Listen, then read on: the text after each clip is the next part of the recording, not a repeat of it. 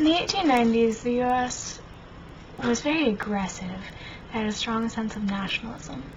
The foreign policy led to aggression, and the aggression made foreign policy even more aggressive. One led to the other. It's not really certain which one was more so the cause. The depressions also led to the frustrations in the 70s and the 80s and the 90s. Economics kind of sucked, so that led to a bunch of frustration. And the generation had not fought a war, whereas all the others beforehand had, and that was sort of a way of proving themselves. So those three things combined made the country aggressive and very pro-America. So, in 1895, Cuba revolted against Spain, and the revolutionaries used guerrilla tactics, which are very hard to put down. The U.S. was concerned about that because they used about $100 million to trade with Cuba every year, and they had about $50,000 invested in businesses. The revolution would impede on that, and they were already going through hard economic times, and coming out of those, they weren't too happy about losing that money, so they were worried about that. So in 1896, Spain sent General Valeriano Weyler, I'm sorry if I mispronounced that, to Cuba to put down the revolutionaries. He went to the isolated communities and asked if they had seen any of the guerrilla activities or been asked about them, because those little communities were where the guerrillas were getting their supplies.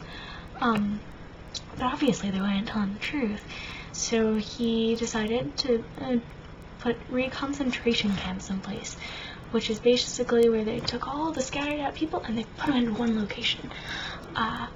And when you've got a bunch of people in one location, it leads to a bunch of disease and maltreatment and starvation because there's not enough food, and unsanitary conditions, which leads to more disease.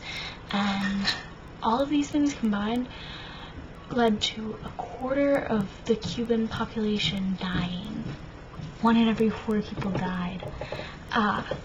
Most of the information about these things came to the U.S. people through newspapers, and so journalism had a huge role. They could tell whatever they wanted, which led to yellow journalism, which is exaggerated headlines and sensationalistic stories. So they would just exaggerate everything, because the more exaggerated, the better the readership. And the more likely people would choose to buy that paper instead of a different one. And 2 of the main ones were the New York Journal, which was by William Randolph Hearst, and the New York World, which was by Joseph Pulitzer. Both of these people were the owner and editor of the papers.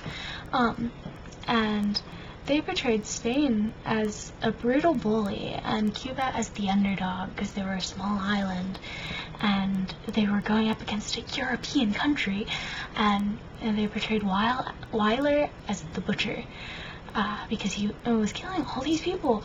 1 in 4 Cubans were dying.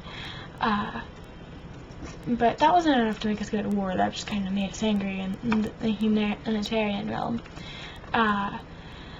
2 events led to war.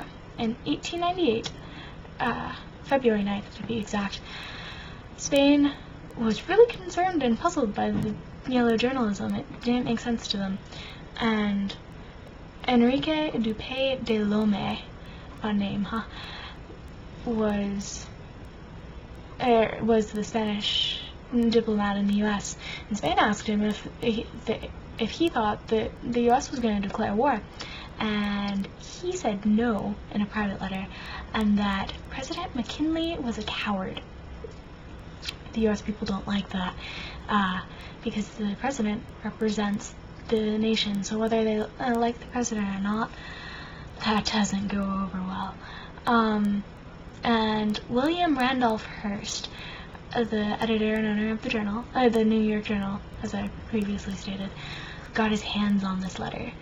And he just ate that up. He published it, and the United States people were enraged.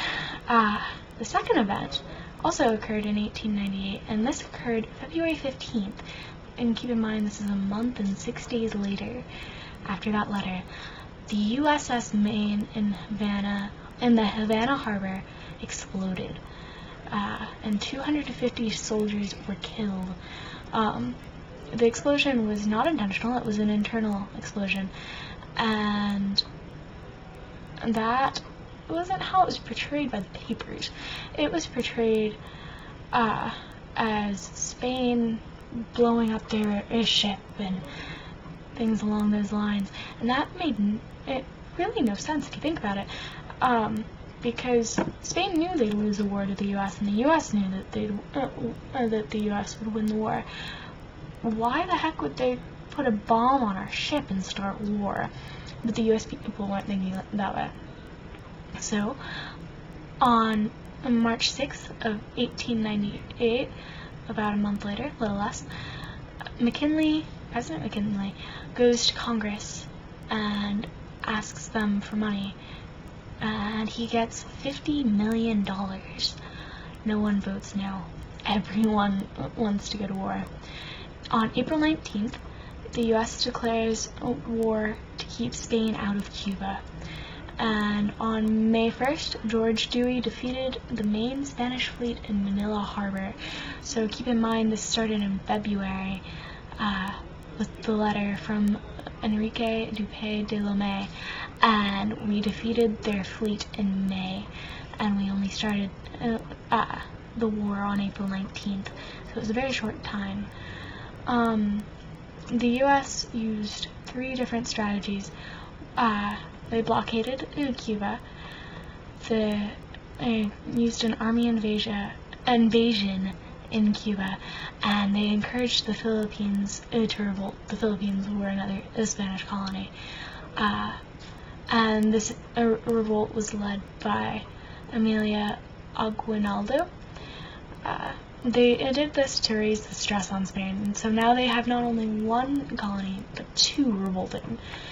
That's not happy. And the Philippines just felt like they traded one imperialist for another, which kind of sucks. And from 1899 to 1902, guerrilla warfare occurred there. U.S. versus the revolutionaries in the Philippines. The U.S. spent $400 million on it, and 4,200 soldiers died. And if you think about it, McKinley asked for $50 million to declare war with Spain, and they spent $400,000 trying to keep down revolutionaries in the Philippines. 20,000 revolutionaries died, and 200,000 Philippine citizens died. And ironically enough, the U.S. used Spain's tactics. They used reconcentration camps. But they also used water curing, which is where you make someone drink a lot of water and then you punch them in the stomach. Take a moment to imagine that. We stayed there until 1945. Back to the Spanish-American War, though. The Rough Riders were created by Theodore Roosevelt, and they were a ragtag unit. And they were influential in the Battle of San Juan Hill. They captured the hill with the help of a black unit, which isn't very well known, the black unit part, that is. John Hay was a U.S. ambassador in England, and he called it a splendid little war, which is kind of sickening, but it was an opportunity to enforce our power in this hemisphere, to become a world power and show off our navy, because it sucked just a few years back. In the Spanish-American War, there were 397 casualties for the U.S., but 5,000 U.S. soldiers were killed, all in all. The U.S. was its own enemy. This was because the Navy was new, and there was little to no training. It was hastily organized, because if you think about how a few months it took, how rapidly it happened. Also, they were wearing wool uniforms in Cuba in August and September, and that's a whole lot closer to the equator than the US is, so it's even hotter there. And they had really crappy equipment. That's because of profiteering and because the companies didn't have time to get the job done, but they didn't want to turn it down because that's a lot of profit.